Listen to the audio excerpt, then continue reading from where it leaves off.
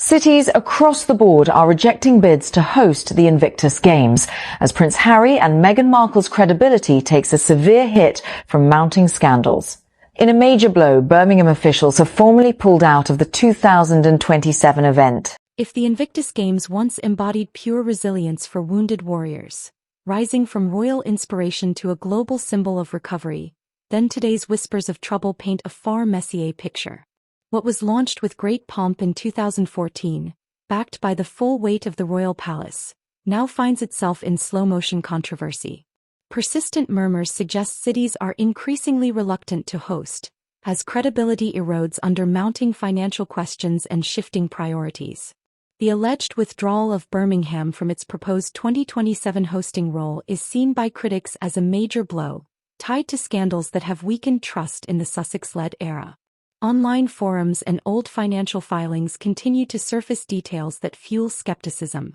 This appears to be more than simple bad luck. Patterns are emerging: expense inflation, perceptions of personal profiteering, and a drift away from veteran-centric values toward a celebrity-heavy focus. The pre-Meghan era of the Games kept athletes firmly at the center. Prince Harry delivered speeches without excessive spectacle, and media attention focused on recovery and competition. In contrast, post-Megxit editions dramatically increased visibility. Endless wardrobe changes, Netflix crews following every movement, and the transformation of recovery events into monetized content became impossible to ignore. Veterans noticed and quietly voiced frustration about being sidelined by glamour. Financial concerns sting the most. No direct donations have flowed back from Archewell despite extensive brand exposure. Potential host cities now calculate taxpayer risk, security costs, and reputational damage linked to controversy. The Invictus Games once promised unconquered hearts. Lately they raise unconquered questions about sustainability and intent. While the origin story is often romanticized, Harry inspired by the Warrior Games, the reality shows substantial institutional backing from the very beginning in 2014. From the outset, palace resources flowed freely.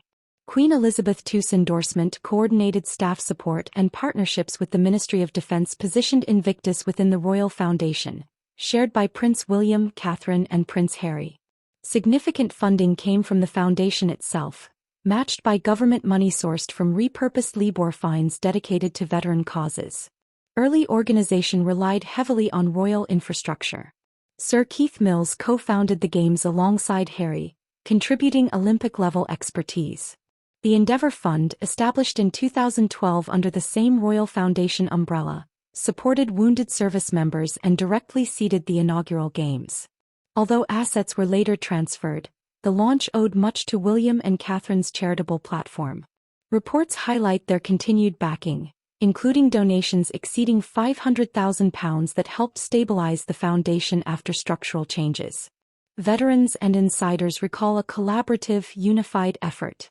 The London 2014 Games reflected this harmony: competitor-driven, disciplined, and focused. Athletes dominated coverage, and recovery narratives remained free of personal branding. That contrast sharpens dramatically in later editions. The post-Megxit Netherlands 2022 Games, delayed by COVID-19, and Germany 2023 featured extended visibility for the Sussexes.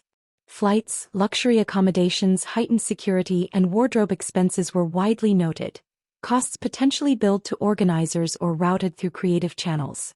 The presence of Archewell personnel raised questions about expense allocation and blurred the line between charitable purpose and personal promotion. Veterans perceived a clear pivot: less emphasis on competition stories, more on curated appearances and photo opportunities. Longtime supporters on online forums lamented the shift from modest royal involvement to overwhelming glamour that sidelines the very spirits the Games were meant to celebrate. Cities considering hosting absorbed these concerns, noting how VIP demands inflated costs beyond adaptive sports needs, diverting resources from the core mission. Transparency suffered as patron perks eclipsed athlete achievements in headlines. Early Games benefited from unified family support and minimal personal drama. Today, associations carry baggage: family rifts, profitability questions, and reputational concerns that potential hosts carefully weigh. Birmingham's initial commitment aside, broader hesitation reflects these underlying issues. What began as a collective royal effort now navigates turbulent waters largely alone. Veterans deserve a return to the original focus: resilience through sport, not spectacle. The increasingly glossed-over collaboration of the early years highlights how far the narrative has drifted, reframing teamwork as solo achievement while documentary filings and first-hand recollections tell a more complex story. Examination of public records and forum discussions deepens discomfort layer by layer. Archewell's publicly available tax filings for 2022-2023 and into 2024 reveal zero direct donations to the Invictus Games Foundation, despite Prince Harry's repeated statements that Invictus is closest to his heart. Post-Megxit Games amplified the couple's presence, with the Netherlands 2022 and Germany 2023 editions filled with high-visibility moments. Private flights, luxury accommodations, extensive security, and entourage support drew scrutiny. The Netflix series Heart of Invictus used footage from the 2022 games to fulfill part of the Sussex's content deal, framed as veteran awareness while prominently featuring the producers.